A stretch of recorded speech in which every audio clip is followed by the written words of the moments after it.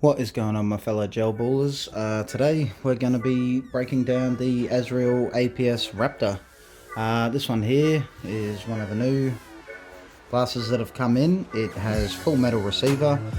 You can see the HK style buttstock on the back. It's got dual sling mount there. It's got a sling mount here that it comes with. These sights. The suppressor is inverted inline. Easier to disassemble. It's got punch out pins, it's got a functioning bolt. This one here, single fire select. Everything on this blaster is metal, besides a polymer grip and the nylon buttstock. These sights here are some of the new sights, drop down like so, and then same with that. And if you want to put them up, sort of makes it look like a Raptor, which is why this is called the APS Raptor. You've got your cutouts here on the handguard. It's a really nice looking handguard. This thing is really nice and weighty. Got your dust cover there. You can rack the blowback. You can also catch the pin, rack it forward. Everyone loves that sound. But without further ado, guys, let's get stuck into breaking this thing down and show you what the internals looks like. So let's get into it.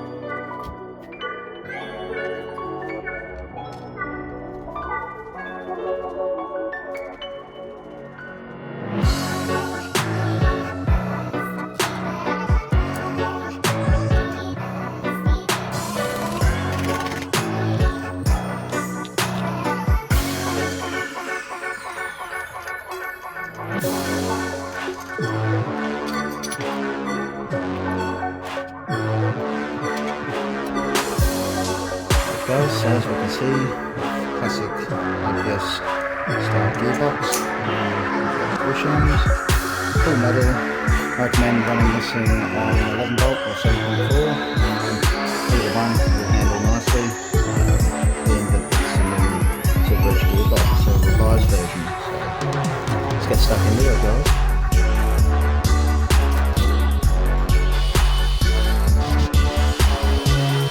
Alright guys, so as you can see, we've got metal trigger, metal gears, is always good. We'll take out this turn spring, classic APS V2 return spring, nice and strong. You got a nylon tappet, it's always good. An O-ring nozzle, you've got your piston, full metal tooth nylon piston.